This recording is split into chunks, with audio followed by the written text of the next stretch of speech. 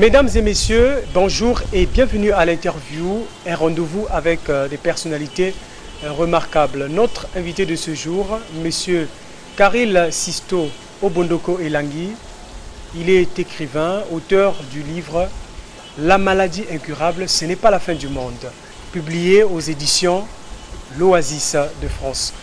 Alors avec lui, nous allons parler des miracles de Dieu dans la vie d'un homme. Bonjour, Monsieur Obondoko Elangui. Bonjour. Qu'est-ce qui a suscité en vous l'envie d'écrire ce roman autobiographique? C'était vraiment l'envie de transmettre quelque chose. Transmettre quelque chose, et quoi? Des moments difficiles dans ma vie. Et le fait de me rendre compte que à côté de nous, ou à côté de moi, il y avait des personnes qui déprimaient, qui avaient peut-être vécu la même chose, ou des choses encore moins graves, mais qui déprimaient. C'est se dire que ces personnes-là ont besoin d'entendre d'autres personnes qui sont passées par les mêmes difficultés pour les encourager. Et c'était, en fait, c'est vraiment un livre d'encouragement, comme on dit, de fortification, pour que d'autres personnes malades ou qui traversent des moments difficiles se rendent juste compte que ce n'est pas la fin du monde, dans le sens où ce n'est pas une fatalité. Il y a des personnes qui ont expérimenté l'amour de Dieu, et c'est pour ça que c'est important d'en parler. Dans le livre, vous parlez de la découverte de Dieu. À quel moment l'avez-vous réellement découvert? Avant de tomber malade, je partais à l'église comme beaucoup de personnes. Et j'étais dans une congrégation que je ne nommerai pas ici. Donc j'allais à l'église, je me disais enfant de Dieu. Voilà. Et le fait d'avoir cette maladie m'a mis dans une position où tout ce sur lequel je me posais dans la vie, c'est-à-dire mon boulot, ma famille, les biens matériels, s'écroulaient. C'est-à-dire que j'étais à l'hôpital et ma vie dépendait d'un médecin qui venait me voir pour me dire ça va ou ça va pas. Et c'est cette sensation-là désagréable qui m'a commencé à me poser des questions existentielles. Surtout que lorsque vous êtes malade, vous avez tendance à vous rapprocher des personnes qui ont les mêmes problèmes. Parce que ça vous permet de vous motiver, de vous fortifier. Et il y en a certains que j'ai connus qui sont morts. Et moi, je suis toujours en vie. Donc la question, c'était de savoir, est-ce que la vie, c'est un hasard ou on est né pour accomplir quelque chose? Et dans ma situation, j'ai basculé vers le deuxième côté, donc la découverte de Dieu et de savoir que sa vie peut servir à quelque chose. C'est-à-dire que cette tragédie ou cette maladie m'a juste permis de comprendre qu'il y a d'autres valeurs sur la terre que le simple fait de se braquer sur toi-même. Voilà. Vous dites dans ce même roman que Dieu vous a guéri du cancer de sang appelé leucémie. Cette affirmation ne met-elle pas en cause le succès de la médecine? Pas du tout. Pas du tout. Pourquoi? La science ou la médecine, comme vous dites, c'est le fait que des hommes ont découvert par l'intelligence des plantes ou diverses manières pour guérir les maux qui minaient l'homme, qui minent la société. Mais l'intelligence, elle vient de qui? Elle vient de celui qui nous a créés, elle vient de Dieu. On y revient toujours. Quand vous êtes chercheur, je prends l'exemple d'un scientifique, vous faites beaucoup de recherches. Des fois, avant d'arriver à la conclusion d'un produit, il y a eu beaucoup d'erreurs, beaucoup de doutes. Et puis à un moment donné, des fois par erreur de circonstances, comme c'était le cas de Pasteur, pour découvrir la pénicilline, on fait une expérience et puis on croit que par hasard, on a découvert le remède. Nous, on dit que c'est l'amour de Dieu, parce que le fait qu'un chercheur travaille, en fait, il vient répondre à un besoin de l'humanité, c'est-à-dire guérir les personnes. Donc, on est toujours au centre de Dieu. Dieu, il parle de diverses manières. Dans le livre, je ne condamne pas la médecine, au contraire. Parce que moi-même, j'ai été évacué à l'étranger et c'est là-bas que j'ai découvert un traitement qui était au stade expérimental. Donc, je bénis la médecine, je bénis Dieu d'avoir suscité auprès de certaines personnes des connaissances en médecine. Par contre, le médecin m'avait dit que je prendrais ces médicaments à vie, d'après sa logique scientifique. Le même médecin, quelques temps plus tard, m'a dit je ne retrouve plus, je ne détecte plus des cellules cancéreuses dans ton sang. Et moi, j'avais dit à ce médecin ce jour-là, je me rappelle, j'avais dit je sais ce qui se passe. En gros, l'amour de Dieu. Voilà pourquoi je dis la médecine, oui, mais là où la médecine s'arrête, parce que vous conviendrez avec moi quand même que beaucoup de gens vont à l'hôpital et à un moment donné, on dit qu'il n'y a plus rien à faire. Nous, on est là pour dire à travers ce roman, à travers notre foi en Dieu, que c'est toujours possible. Monsieur Sisto, vous êtes à votre premier roman.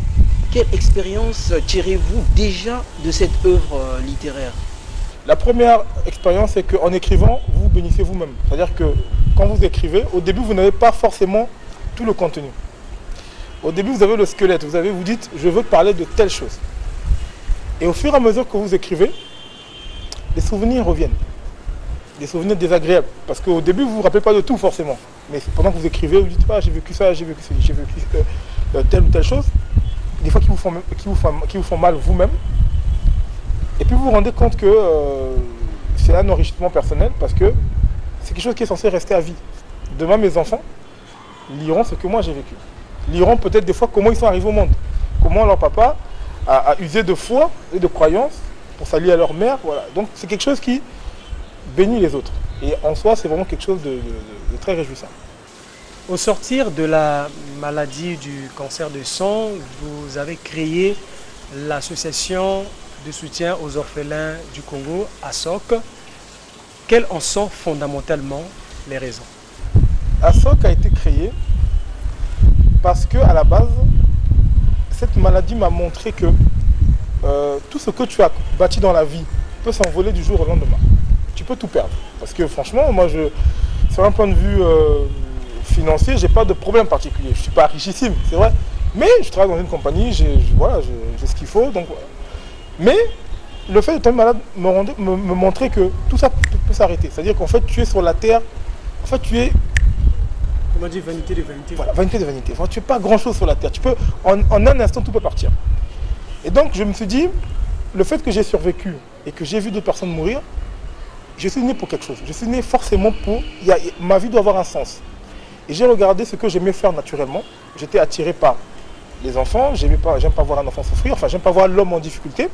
Je me suis dit, mais tiens, pourquoi pas profiter donc de cette connaissance que j'ai eue, de cette vie éphémère, pour aider une couche de la population qui est des fois un peu négligée. C'est comme ça que c'est arrivé. Ensuite, il y a eu tout un enseignement biblique, évidemment, pour fortifier au quotidien ma démarche. Par contre, ce que j'aimerais dire quand même, ça c'est important, parce qu'on écrit un livre au-delà de la vente, de la promotion, c'est toucher la personne. Ce que j'aimerais dire, c'est on a souvent des faux concepts dans notre esprit. Par exemple, premier faux concept, c'est la volonté de Dieu que des fois les gens tombent malades. C'est-à-dire que des fois, vous voyez quelqu'un dit, oui, Dieu châtie ses enfants, donc le gars qui est malade, des fois c'est Dieu qui le châtie. Non, ça c'est une petite parenthèse. En Dieu, il n'y a pas de mal. Dieu en lui-même n'est pas mal. Quand Dieu a créé l'homme, l'homme n'était pas malade. L'homme était pleinement épanoui. L'homme est tombé malade parce que, en désobéissant à la parole de Dieu, il a fait rentrer sur la terre le péché. Quand on dit Dieu châtie, c'est dans le sens où, parce que tu n'es pas en harmonie avec lui, parce que tu n'es pas en phase avec lui, tu te déconnectes de sa présence, naturellement, et l'ennemi t'attaque. Et lui, il permet que ça t'arrive pour t'enseigner. Comme aujourd'hui, vous avez un enfant à la maison, votre enfant a du mal à écouter ce que vous dites, il va voler chez le voisin n'aura pas la même indulgence que vous. Il va prendre l'enfant, il va le taper ou l'amener en prison. Et vous allez dire, je t'avais dit, que si tu continues à faire ça, tu ne peux pas ta vie. Donc vous profitez de la situation qu'a votre enfant, qui a transgressé, de permettre que ça l'arrive pour l'enseigner. C'est ce que Dieu fait avec nous. Et pour ASOC, aujourd'hui, je ne suis pas encore à la perfection de ce que je veux, ça va venir. Mais quand je vois par exemple qu'en me baladant au centre-ville, un enfant dit vulnérable, fouille parce qu'il me voit arriver, parce qu'en le voyant, je vais faire la remarque, pourquoi tu es dehors, ça veut dire qu'il se passe quelque chose. Quand je vois le bonheur que nous donnons aux enfants dans les centres, à Pointe-Noire ou à Brazzaville, je me dis que quelque chose est en train de se mettre en place. Ce qui est important, comme je dis toujours, ce n'est pas la quantité du don que tu donnes. Ce qui est important au début, c'est l'élan de cœur qui accompagne le don que tu fais. Et au fur et à mesure, Dieu s'arrange à mettre la nature en place pour t'aider à accomplir ta mission. Certaines associations disparaissent une fois que le leader ou le fondateur n'est plus à mesure de gérer la structure. Croyez-vous que la SOC peut-elle échapper à cette réalité? Je dis oui dans la mesure où on ne remet pas tout sur sa personne. Ce que je ne fais pas. C'est vrai qu'il y a des étapes. Il y a une étape où tu construis la chose, où tu es obligé quand même d'être présent pour transmettre les valeurs. Après, il y a une étape où tu as des lieutenants, où tu as des personnes qui sont à côté de toi, qui vont comprendre le message, quand tu l'as bien transmis, et qui vont commencer à prendre le relais. Dans mon cas, je suis quand même entouré de bonnes personnes. Quand même. Il y a Emerson Zikumbenze, le secrétaire général, il y a Wilfried Onkele, celui qui gère la structure à Brazza, il y a Bouti Alias, je veux dire, j'ai quand même du monde à côté de moi et ils me l'ont prouvé puisque il y a 2 semaines, ils ont fait un événement, j'étais pas là, j'étais à l'étranger pour des raisons professionnelles, mais ils ont fait l'événement et j'étais très content de voir que on n'a pas atteint la perfection comme je dis, mais on est dans le bon chemin. La seule préoccupation que j'ai, c'est de me rendre compte que quand vous commencez à faire quelque chose, il y a toujours des gens, et bizarrement c'est toujours des Congolais, pour venir démolir ce que vous faites. Dans le sens où on lit des fois les ouvrages d'autres personnes ailleurs. On va dire par exemple, Benny Hinn a dit, Barack Obama avait dit, enfin en fait on voit toujours des gens à l'extérieur. Seulement, on n'encourage pas beaucoup quand nos écrivains à nous. C'est-à-dire que les personnes qui entreprennent des choses ici. On voit toujours, oui, il le fait parce qu'il y aura quelque chose derrière. Voilà. Bon. Et vraiment encourager la jeunesse. Ce pays a besoin de nous. Quand je dis qu'il a besoin de nous, c'est pas seulement sur un point de vue politique. Alors on peut faire beaucoup de choses sans pourtant d'abord regarder la politique. Les pays développés ont commencé à vraiment se développer quand des hommes d'affaires, quand des personnes lambda ont commencé à prendre des sujets à cœur et ont aidé justement l'État pour arriver à leur but. Et c'est la mission que nous faisons avec ASOC et c'est la mission que nous ferons dans beaucoup d'autres projets. Le livre il est vendu donc à la librairie Excelis, là où nous avons fait la sortie officielle, donc vers le rond-point Ex-Bata. Le prix il est de 10 000 francs CFA. Il peut varier en fonction de certaines librairies, en fonction de leur pourcentage qu'ils peuvent mettre devant, mais globalement le livre sera vendu à 10 000 francs. Nous sommes quasiment à la fin de cette émission. Nous voudrions recueillir votre avis sur l'émission L'Interview. Je vous encourage parce que, comme je dis, c'est bien de voir des jeunes qui essaient de faire sortir d'autres personnes qui se battent dans leur domaine. C'est pas toujours évident. Et moi, j'aime beaucoup les hommes de médias, pas parce que je vous aime pour le plaisir, mais parce que vous faites ressortir à l'extérieur des fois ce que les autres ne verront pas naturellement. Monsieur Kari Sisto Obondoko Elangui, merci d'avoir accepté notre invitation. Mesdames et messieurs, nous vous rappelons que Monsieur Kari Sisto Obondoko Elangui, il est écrivain, auteur du livre « La maladie incurable, ce n'est pas la fin du monde ». Alors, merci à l'hôtel Oken Palace pour ce joli décor. Merci à vous de l'avoir suivi. Au revoir, portez-vous bien. À très bientôt.